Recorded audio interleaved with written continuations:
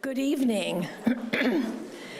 I'm Ann Walters-Robertson, Dean of the Humanities Division, and it's my pleasure to welcome you to the 8th Randy L. and Melvin R. Berlin Family Lecture Series for 2022, a series sponsored by the University of Chicago Division of the Humanities. Our acclaimed guest, the poet and playwright Claudia Rankine, will speak tonight and on April 13th and 14th, two back-to-back days next week, exploring the meaning of survival and what it means to continue living after crisis or catastrophe. She will ask how 1 minute, 5 minutes, or a symbolic 8 minutes and 46 seconds affect a lifetime in lectures entitled Meanwhile. Now, before I introduce Ms. Rankine, I'm delighted to announce that the renowned classicist Mary Beard will be the 2023 Berlin Family Lecturer.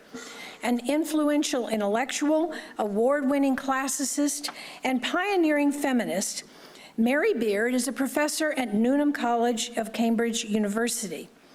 I invite all of you here today to join us in 2023 and each year thereafter for a lecture series that continually discovers new ideas and delivers fresh perspectives about our human condition. And now I'm delighted that we're joined this evening by Randy and Melvin Berlin's son, Andrew, who would like to share with us a few words about his parents. Andrew is a leader in the world of commerce, sports, philanthropy, and public service. Currently the executive chairman of Shield AI, a maker of autonomy software for unmanned systems, Andrew is the former chairman and chief executive officer of Chicago-based Berlin Packaging, a company he led for more than 30 years, taking it from a small distributor to the largest of its kind in the packaging industry with operations on 4 continents.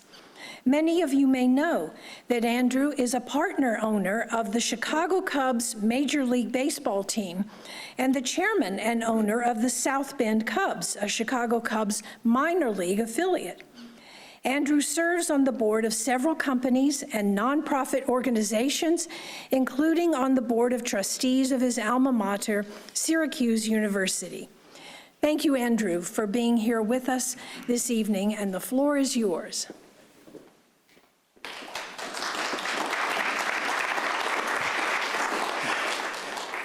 You may ask yourself, what is it that I have to say about the humanities? Very little. I'll leave that to our guest speaker and to the experts in the room. I only stand at the podium for a moment to just tell you a little bit about Randy Berlin and Melvin Berlin, the folks that endowed this lecture series. As the youngest of 3 sons, I speak intelligently and well experienced in the family dynamics of the Berlin family. And I will share with you that just for 1 minute, that the people that endowed these lectures are people who are insatiable learners. And growing up in this family, whether you're at the dining room table or on vacations or any time we were together, even if we had ideas and thoughts and principles and philosophies that they disagreed with completely, we were encouraged to make our debate and our arguments nonetheless. So whether or not the speakers of going forward offer ideas that we agree or disagree with, we welcome those ideas in an effort to expand our thoughts and our feelings and our philosophies about life. And that's what it was like growing up in this family. And with my father having passed 2.5 years ago, I felt compelled to at least address this audience and let you know that not only was he a wonderful man and a wonderful husband for 70 years to my mother, but still really did believe in endowing programs like this. And so I'm glad you can enjoy it. I'm glad we have our speaker today and tonight. So thank you very much.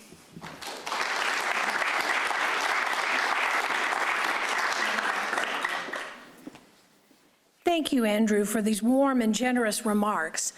Now let me turn my attention back to Claudia Rankine, an award-winning poet, playwright, and essayist, and professor of creative writing at New York University. She's the recipient of a 2016 MacArthur Genius Grant. A prolific writer, Claudia has published 5 collections of poetry, including the award-winning Citizen, an American Lyric, and Don't Let Me Be Lonely, 3 plays, including Help, which opened last month at the Shed Theater in New York City, and several anthologies, including The Racial Imaginary, Writers on Race in the Life of the Mind. We will, of course, look forward not only to her presentations on these 3 evenings, but to the published version of Claudia's lectures, which will join the 5 volumes from our previous Berlin lectures that are now in print or soon coming out. During this pivotal moment in which Russia has invaded Ukraine and the COVID-19 pandemic continues to ravage the world, Claudia is pondering how the United States teeters between fascism and fragile notions of democracy. What the U.S. people will choose next, electorally and beyond, is one of the central questions that Claudia will explore during these Berlin Family Lectures. Starting tonight, Claudia's lectures will focus on the concept of survival. Under the title, Meanwhile, she will consider the different meanings this word has for all of us. Meanwhile looks at the ramifications of what has happened between over there and over here. In other words, what does it mean to survive what you are not meant to survive and to continue living with it continuing? About Claudia Rankine, Krista Tippett, the public radio host of On Being program and podcast, writes, Claudia Rankine is revelatory for me as a white American about pain points that are woven into the fabric of the American everyday. She models how it's possible to bring this out into the open, not in order to fight, but in order to draw closer. She shows how we can all do this hour by hour, encounter by encounter, in ordinary times and spaces. I fully expect that Ms. Rankine will enlighten us with new insights as she explores the concept of meanwhile and the different meanings it conjures for all of us.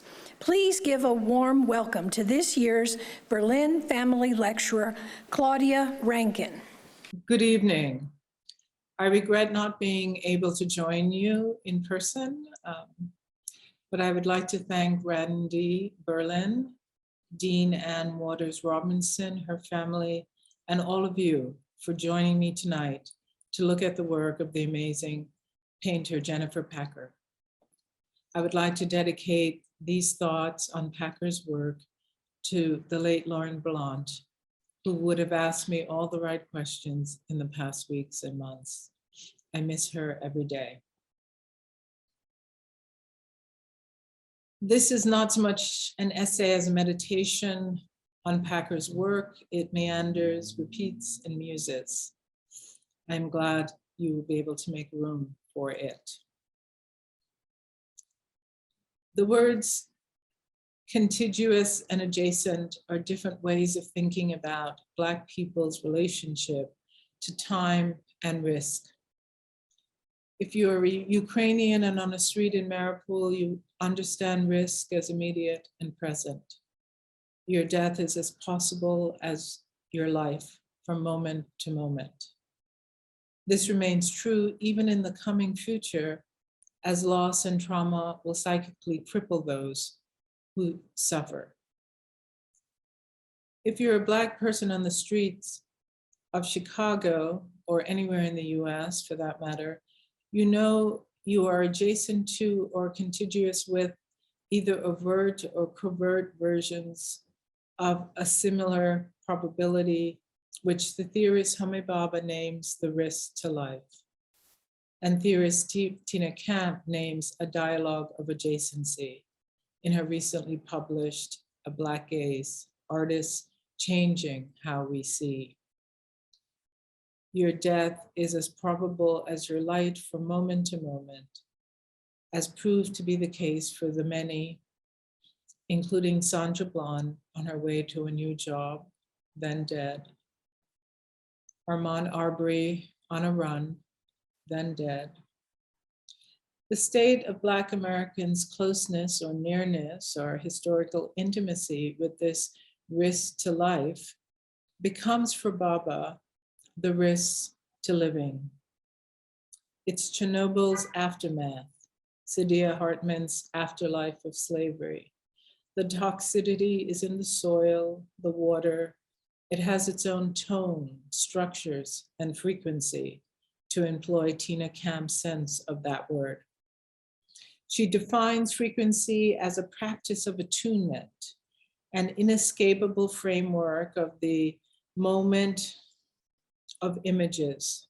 She is describing Arthur Jafa's work specifically, but I believe the practice of attunement can happen on the page and on the canvas as well. Baba's Risk to Living relies heavily on W.E.B. Du Bois's notion of racism occurring not everywhere, but anywhere. Not every time, but any time.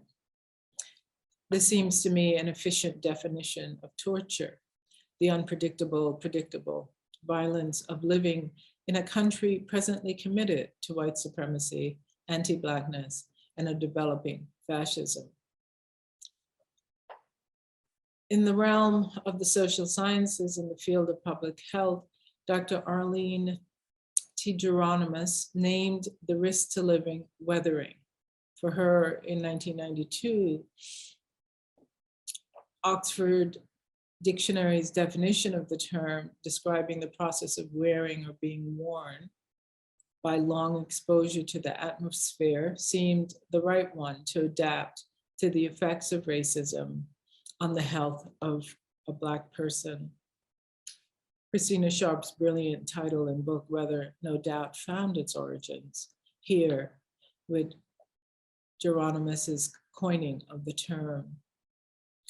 I would like to propose that the management and negotiation of the weathering happens in the space and time of meanwhile, because adverbs put us in relation to place, time, circumstances, and degrees. Meanwhile, allows for life at the same time as a passive state-sanctioned acceptance of our death. And before you quietly think, don't exaggerate, think what police killings and the system of mass incarceration has done to Black families through the generations, what it's done to Black possibility, Black sustainability across the country. And life goes on. We love, we work, we bear children, have families, make popcorn, go to the gym, and everything and more. And despite everything, we exist in the meanwhile, in the time adjacent to the murder of this one, the time adjacent to that war, the time of new legislation. Don't say gay, don't say voter suppression, don't say white supremacy, don't say white privilege. The meanwhile. Meanwhile, get some rest. Meanwhile, stretch your legs. Meanwhile, try not to think. Meanwhile, I was at Whole Foods. Meanwhile, I was picking the kids up from. Meanwhile, I was watching the Oscars when Will. Meanwhile, oddly, appears as a break in the onslaught that is the unbroken onslaught. Meanwhile, insists on life within the risk to life. It's always both conscious and unconscious of the risk to life. Meanwhile, knows what is possible, what is probable, what is happening without happenstance, as life appears to go happily along. Meanwhile, is concurrent experience inside the everyday, caught by the vernacular. But here is what concerns me. Meanwhile, by definition, is porous. It remains within all time, and its adjacency allows the outside to come in, because we, as Judith Butler has stated, by our very nature are addressable, not just with words, but by life itself. Meanwhile, absorbs the spectacle into the quotidian, or meanwhile is determined by the architecture of the spectacle, be it the sudden actions of a racist police person, or the morphing violent structure of a long history flexing its tentacles. And it is this absorption that informs Baba's concept of the risk to living. I think this prolific period in Black culture contains the struggle to represent the fullness of Black lives in ways that recognize but does not energize the risk to living. My question for myself as a maker is, how can contemporary artistic work carry, reveal, and compassionately accommodate the absorption without replicating the violence, while keeping the violence and absorption locatable? How can the work create an environment that allows the viewer to feel into and beyond the limits of devastation? Because to lose feelings of all kinds, is to mirror only, to represent only, to remain pictorial. I'm interested in artists who in their practice forge a path to the communication of feeling through art making, whether it is a lyric essay, a poem, or a painting. The question I would like to move forward with is, can Meanwhile be a conceptual space in which to work out the concept of meanwhile? What interests me as I try to fine-tune my own practice is how different artists access feeling in a time when witnessing trauma is seen as the reinstatement of trauma. How do we locate feeling in an artwork while maintaining a practice of care for the subjects of a piece who often are extensions of ourselves? Can Meanwhile, as a practice, both see and feel? Tonight, I wish to begin my own looking with you by focusing on the work of New York-based artist and painter Jennifer Packer. Born in Philadelphia in 1984, she's a graduate of Tyler School of Art and Yale's MFA program. She's a recipient of the Rome Prize. I came across her work by accident at the Whitney Museum. I was there to see an exhibition of the abstract expressionist painter Jasper Johns. And to be honest, his work felt so familiar. I've always been a fan of his work, but on this particular visit, it felt a little bit oversaturated. So oversaturated that I stopped seeing the paintings even as I stood before them, looking straight at them. I walked through the rooms thinking, as I encountered each new old painting, there is that one, and there is that one. I learned Johns and Robert Rauschenberg were lovers. I didn't know that. And so it went.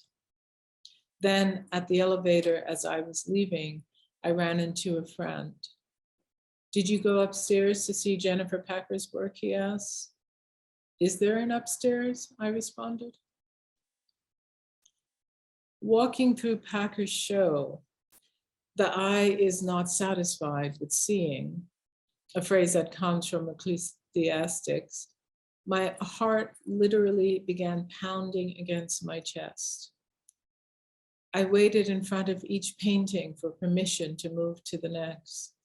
I was pulled into the space of the painting and therefore had to actively leave in order to enter another. I encountered a line from one of my own poems as a title, "The Body Has Memory." I thought we both came up with the same thought. I dared not presume affinity, but affinity came at birth. I returned home and searched for interviews of Packer online. I was curious to know how she had developed a practice and made a thing that lived, a thing that emoted, despite being an inanimate object. Each painting brought me in to live in it. I tried to interview Packer for this talk, but everyone I approached said she was very private. Packer gave her public great art, that produced a depth of feeling that held, surprised in its rarity, and fortified me as a human and as a maker myself. That is everything. Maybe it should be enough. My response to her work, I'm embarrassed to admit, was to run around trying to talk to her so I could write this meditation. After a few attempts, I thought, if she wishes to be left alone, leave her alone. After all, the world is too much with us. Late and soon, getting and spending, we lay waste our powers. Little we see in nature that is ours. That's William Wordsworth. Jennifer Packer, wherever you are, thank you. In Blessed Are Those Who Mourn, Brianna, the iron and 3 fans and the walls that seem to be dripping in sweat speak to a heat that enters and needs management. This 2020 painting, Oil and Canvas, was painted by Packer in recognition of Breonna Taylor's murder in her Kentucky apartment on March 13th by acquitted police officer Brett Hankerson. The no-knock search warrant that allowed the raid on her apartment to happen also sits ironically with the viewer. We're in a moment of grief with a figure who is both literally laid back and tense. In his dissolution, Packer's word, for what we are seeing, we are kept from having complete access to him, even as a representation of her subject. He too has adjacency to Breonna Taylor's murder. Even without the framing of the title, he seems both collapsed and alert. His right hand holding back something or holding off something. In repose and tense, his left fingers crossed. His extremities, his hands and feet speak to a body activated rather than inside the relaxation his positionality should suggest. Given this lack of syncopation, we search the room for the escape offered by the black bird in a blue sky. Is this a bird crossing a window or another painting in another room? Is it a skylight or an escape hatch for the viewer, the subject, or Breonna? Does this portal of flight belong to the room we are in with the dissolving man on his yellow enveloping sofa, or does flight belong to his dream life? Once the outside is inside, once the outside has entered, is disavowal possible? Do we need to process and move through the morning before positing Black joy as a replacement reality?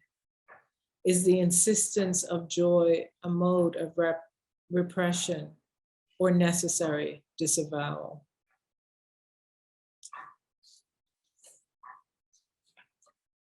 The sunlight casts a bandage across the man's thigh, suggesting his movement is hindered.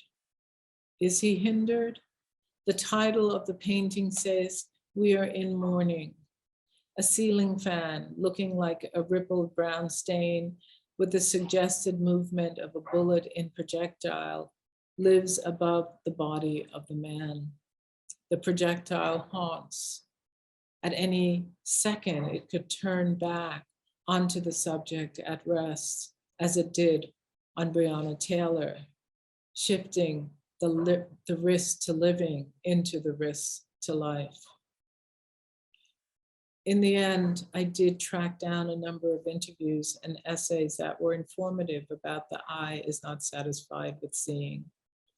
In one entitled Live from the Whitney, Jennifer Packer says, and I quote, "We deserve to be heard and to be imaged with shameless generosity and accuracy," close quote. I took that to mean her practice of portraiture develops a methodology that includes a path to expressing the feelings that in many ways supersede the mere fact of depicting a subject in a painting. The accuracy she refers to, it seems to me, accounts for the balancing act of keeping portraiture historical and alive to the meanwhile, where we are metabolizing both distinct and simultaneous events in time. In other words, the trauma of Taylor's death lives also in the future possibility of Black people's lives, their living. Tina Camp, with whom this essay, rather this meditation is in conversation, writes in the prelude to a back gaze, and this is a quote, "But while contemporary Black produced popular culture brings broader visibility to Black life and history, more often than not, its emphasis centers on the depiction of Black people and communities, while maintaining existing limitations of traditional ways of narrating the Black experience. Although it often proceeds from a Black point of view, its major accomplishment is frequently that and that alone. It adds an additional perspective, a Black perspective, but it doesn't necessarily challenge the fundamental premise of the existing framework for viewing Blackness. It does not challenge the fundamental disparity that defines the dominant viewing practice, the fact that Blackness is the elsewhere or nowhere of whiteness. In this approach to Black visuality, while Blackness is now seen, i.e. made visible to a wider audience, it is not necessarily something to be felt, close quote. If we return to Packer's "Blessed are those who mourn, Brianna, Brianna," with Tima Kemp's requirement that Black visuality be felt, we see this painting as both emoting and performing feeling. The figure's face is not available except in blurry profile. Though we can see the pink of his lips, his nostrils, it's his gaze we are not privy to. The portrait is a mixture of precision and broad strokes. It is true, this is true also for the environment of the piece as a whole. Though the painting is oil on canvas, at times it seems like its medium is watercolor. The brilliance of Packer's painting resides in her refusal to make figurative what is conceptual. Cultural realities in the painting are built in through attention to the creative environment. The corporeal is both held and supported by what supports it, by what surrounds it. In Ask a Curator at the Whitney, Jane Panetta, one of the curators of Packer's exhibition, points out that the three fans in the painting point to a lack of central air, which could point to socioeconomic status. That is true. But the fans also function as comfort. They keep at bay the fire this time. They cool down that which is unbearable. They are working hard to do the labor the world neglected to enact. The intricate detail of the spinning fan reminds me more of the precision of a drawing than a painting. The breeze the fan creates moves us towards the figures, the one in the painting and the one called forward in the title. The need for touch, even if generated by a laboring machine, recreates what doesn't come naturally, thereby moving the painting into the world, to the haptic image and haptic visuality as described by Kemp in A Black Gaze. She writes, these artworks demand a different kind of response, or more precisely, a particular kind of responsiveness. They insist that we actively inhabit a state ranging from disorientation and unease to implication and vulnerability, and that we work through these responses to come out somewhere new and important. They demand a recognition that we are implicated in the precarity of Black life in the contemporary moment. We are faced with a choice, act or be complicit. Art, by way of a Black gaze, mandates our participation in and interaction with the social and political questions these works raise, in ways that leave us vulnerable to the effects and better off for it, close quote. On the wall behind one of the fans is the poster, "Too blessed to be stressed." Why is that there? Packer has explained that though the space of the painting is fabulation, the objects in the room were inspired by the contents of Breonna Taylor's apartment, as shown on the news at the time of her death. These objects had an ordinary familiarity for Packer. They're objects she herself has owned. They belong to the domestic world of all of us. They're part of the stuff packed in closets, held in the square footage in which we both escape from and prepare to meet the world. We can locate clearly the fans and the iron. For me, the iron has the poignancy of preparation for judgment in the world, the wanting to look one's best, the desire to be good, twice as good. Nothing prepares us for the violence, though. The risk to living means we are always unprepared, Homi Bhabha has stated. The documentary police photos communicate no sensation of the outside except the yellowish tint of the cabinets and floor in the kitchen depicted. The yellowish color is also on the pan that a bullet has passed through. The wash of yellow suggests an infusion of light, though we don't see a window. The barely lit moment from the police photos gets transposed into a yellowish green color in parts of the painting. Though the pink around the iron is given square blocking in the painting, in looking at the archival footage, I was struck by the colors in the painting we don't see in Taylor's apartment. The introduction of a plant and a greenish wash opens the door to the outdoors where both good and bad can enter. There is a floral gesture on the lower portion of the sofa where the man is in repose. Packer's solo exhibition at MoCA, unlike Serpentine Gallery and the Whitney, was entitled "Every Shut Eye Ain't Sleep." This reminds one not to describe the man as sleeping. My inability to see his face shouldn't suggest he is not seeing. Packer has said, "I am not interested in the hierarchy that portraiture suggests. I am interested in the codependency of humans existing in spaces along with other really important information." So it's like I'm interested in environments as much as the figures that sit within it, close quote.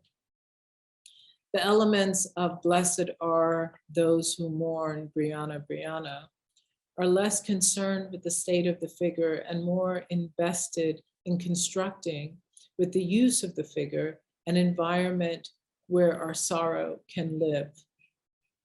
We enter to feel, not to see. Theorist Christina Sharp has written in a piece entitled "Jennifer Packer, Abundant with Light," Packer's works produce and inhabit feeling. Feeling operates in compassionate and not spectacular relation to the people and environments that she paints. close quote. Blessed are those who mourn Breonna. Breonna ultimately memorializes Breonna Taylor's life while recognizing the processing that needs to happen before the blessed can move on to anything else. The painting both shows the state of feeling while building a path to feeling. It exists not in the resistance nor the disavowal, but in the place of psychic process. Little we see in nature that is ours, we have given our hearts away, a sordid boon. Packer tries to bring the heart back into the body. The hints of plural in the lower third of Blessed are those who mourn Breonna, Breonna are in conversation with Packer's floral tableaus. The 2015 Breathing Room Flowers for Frank Brambert, American artist. The 2017 Hold, and the 2017 Say Her Name. I wanted to end by showing you a few of Jennifer Packer's other extraordinary works. Thank you for taking them in. This one is a letter, A Lesson in Longing, 2019. This is the 2017 Graces, 2019 Toby. And the figures are often friends. They're not hired models. They're people who are actually hanging out in Packer's studio. This is Jess, 2018. April, Restless is the title of this one. This is her friend who's also a poet, and you can see the typewriter in the background. This is a detail from April, Restless. And this is The Body Has Memory. And this is a detail from The Body Has Memory. So thank you, everyone. I will take some questions at this time. Thank you.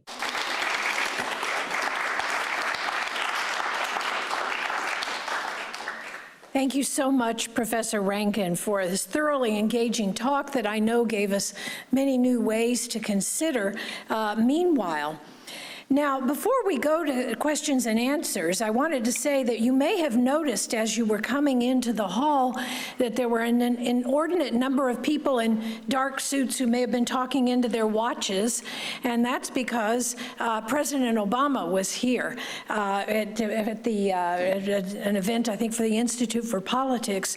And this also involved our own president, Paul Alivisatos, who is now here with us. I'm delighted to say, and it's my great pleasure to welcome Paul, the 14th president of the University of Chicago, to say a few words to us about the lectures before we go to Q&A.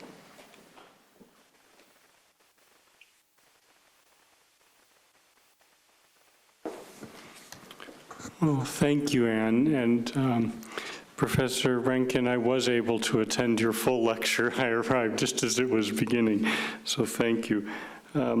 First, let me say, let me express on behalf of the entire University of Chicago community and all of our visitors here, let me express our gratitude to the Berlin family, the Randy and Melvin Berlin gift that has enabled, your really wonderful gift that has enabled the Humanities Division each year to be able to host a wonderful scholar, in this case, Professor Rankine. And I also want to acknowledge the presence of Andrew Berlin, Courtney Berlin. Is Katie Berlin here too? No, I don't. Okay. Well, thank you all for being here, and I want to acknowledge how wonderful it is that this that you have allowed this to occur here at this university, that you've enabled it. The lecture is designed to enrich and extend the scholarly reach of the University of Chicago, to provide the university community with access to the world's best minds, recognized with a global reputation for scholarship in their area of specialty. And I hope that all of you will feel that that was more than fulfilled tonight by the lecture that was just delivered by Professor Rankine.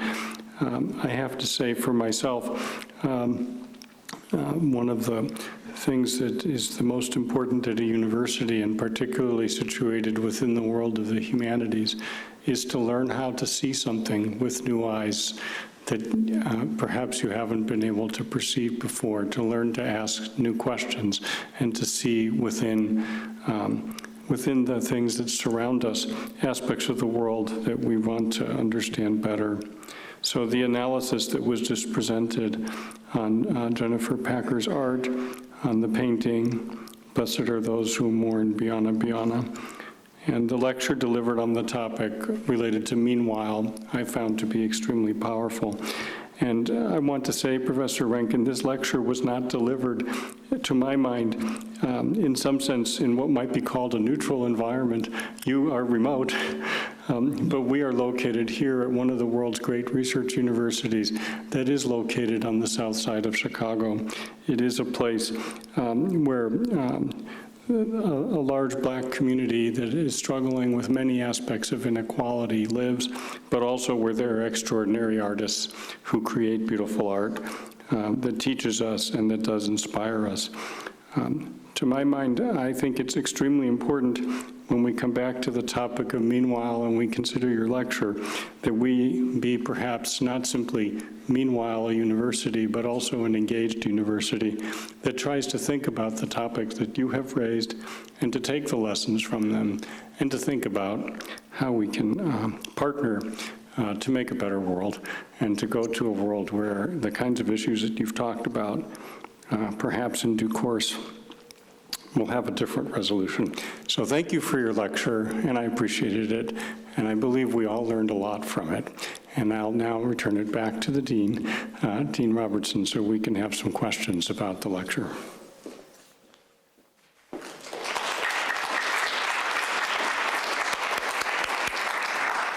Thank you, President Alvasatos. Now I invite you, both the audience here and our virtual audience, to ask Claudia some questions. We'll begin with our in-person audience and alternate questions with the virtual audience.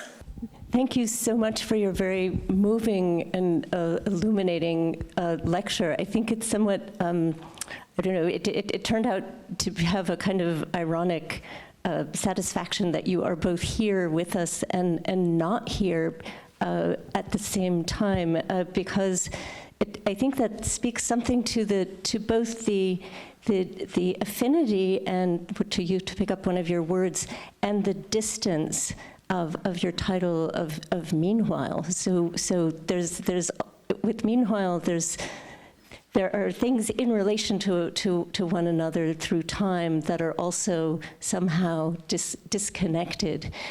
There was, so I just wanted to acknowledge that although it is really too bad that you're not here, that there are some affordances to your not being here that resonate.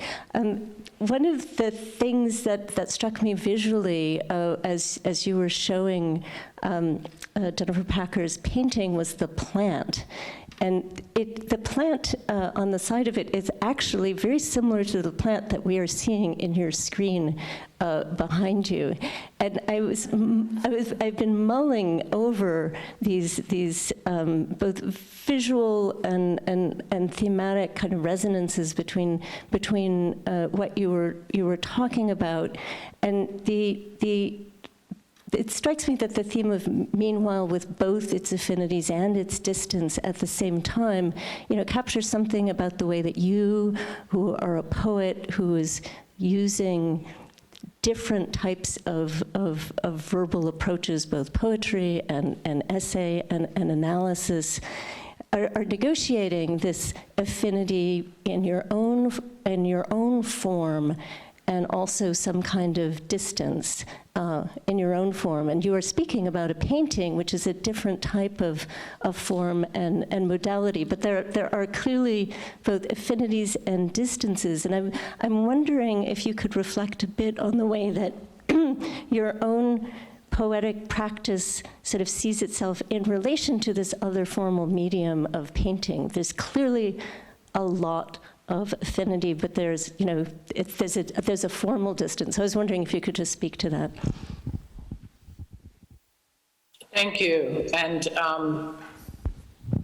I think that, throughout my own work, I have tried to bring in different modes, different forms of adjacency in terms of genre, because each performs something different. And in order to get at the discordance of what it means to live in a country that refuses to admit, I think now with Trump, he's willing to admit, and his followers, DeSantis, et cetera, that the commitment is often to white supremacy and to anti-Blackness. So, but in order to do that in my own work, I have felt that the social sciences, certain places in poetry that allow us to feel, to move in that direction away from the facts of the matter, and then the visual world, because we're talking about a lot of violence that happens when a person is seen. I was just in Florida, and I haven't had this, I came back on Friday, and I hadn't had a full body search in a long time. I was in Tallahassee the day after the legislation did the Don't Say Gay. And, I was wearing the same clothes I had on when I left Newark, but for some reason they set off alarms in Tallahassee. And the woman said to me, "Do you want to go back to have a body search?" And I said, "No, I want it here in front of everybody." So I think, and she did do it in front of everybody, under, my breast, between my legs, everywhere. And then they opened my suitcase and flipped through every book, opened everything, only to give it all back to me. So I'm not quite sure what they were looking for or what they thought the process would do to me. But on some level, I feel like it's the visual that triggered the randomness of the search. So I'm interested in bringing all of those modes together in one place as much as I can, be it on the stage or be it in the essay or in the poem or on the page, so that we can move through the various modes in order to get to a place of feeling. And that is what I feel that Packer's work is also doing. It's relying on archival footage from Breonna Taylor's apartment. It's also bringing in references from other modes in order to create a more complete picture, and doesn't trust any one mode to hold that. So I think that's the affinity for me with her work in thinking about the concept of meanwhile. Great, thank you very much. Professor Rankine, can you speak to the far left side of the painting, awash in white and dripping green, and what you think it represents? I wonder if we can pull up that slide again. to me that, I don't know. I didn't speak to Packer, as I said, but that bird and that blue, I never understood whether it was actually in the room or projection, because in a way there's a conversation between the blue patch of the what seems like a window and the blue shorts of the man. And so the eye bounces back between those two. It brings it back to the man and then back to the bird and back to the man.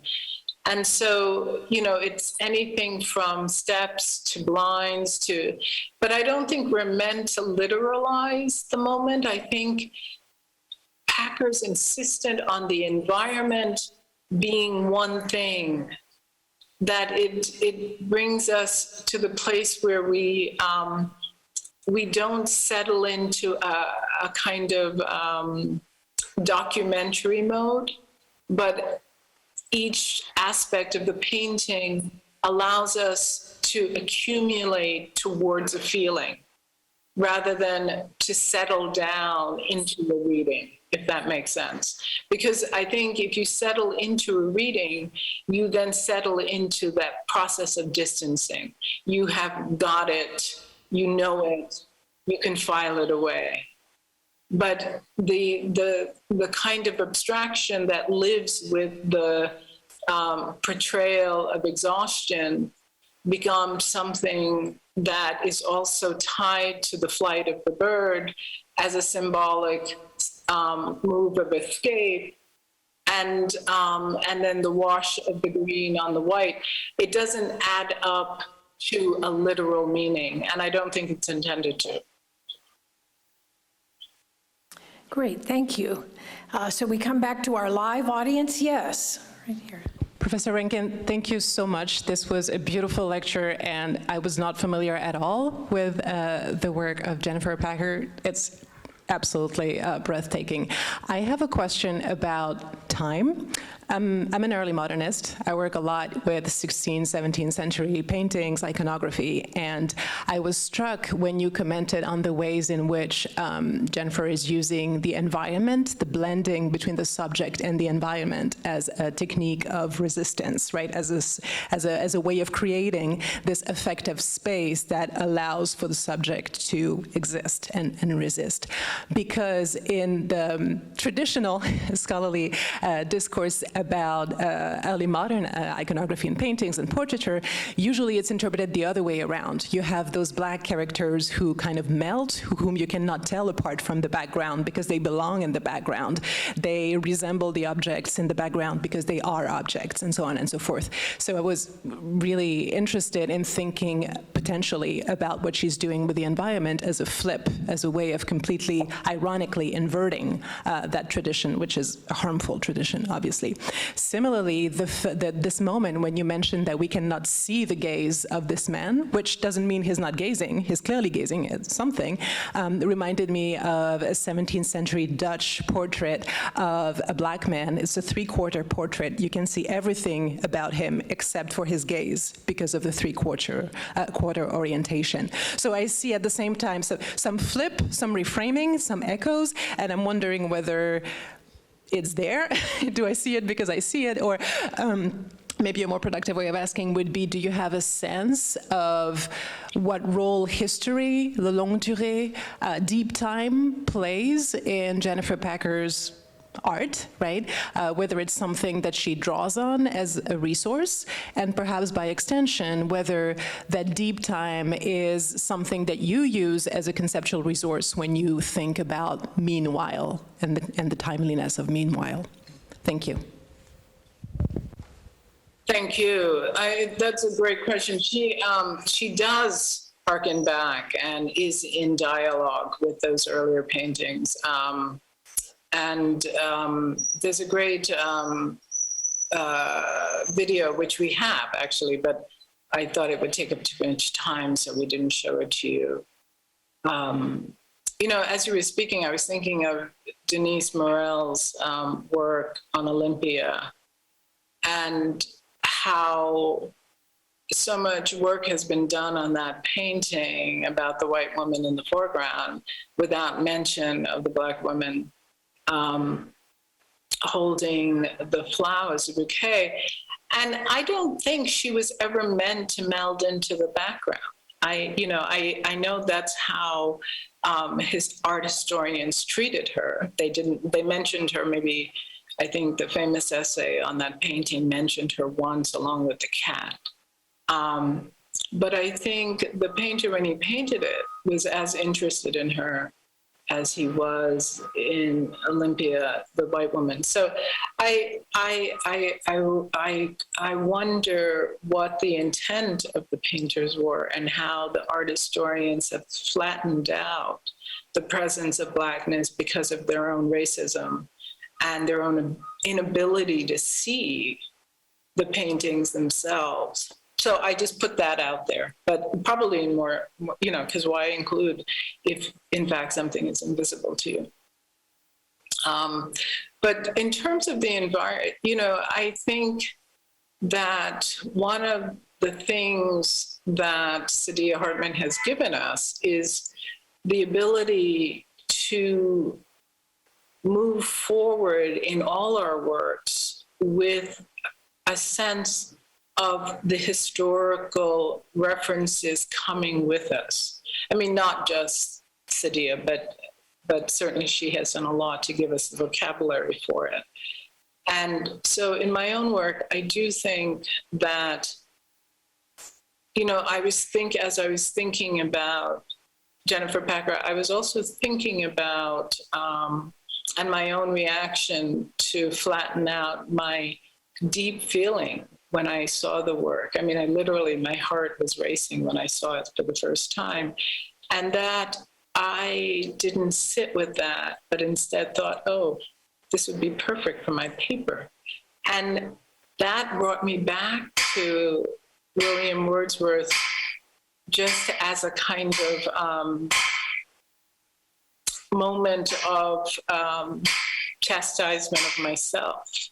Why can't you stay inside this thing instead of commodifying it? I know he was talking about the industrial era, but so I think we're always in dialogue with those earlier images, and I know for a fact that that's also true for Packer.